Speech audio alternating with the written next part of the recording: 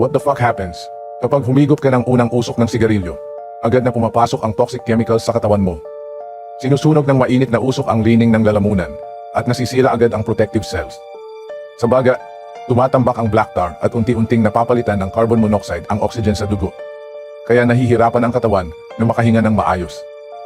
Napipilitan ang puso mong tumibok ng mas mabilis at mas malakas, habang ang nicotine agad umaabot sa utak at nagsiset up ng addiction.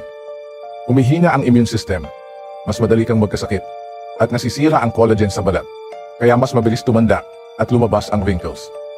Mabagal ang daloy ng dugo, bumababa ang stamina, at pwedeng maapektuhan ang sexual health. Sa long term, tumataas ang risk ng cancer, strokes, at iba pang sakit.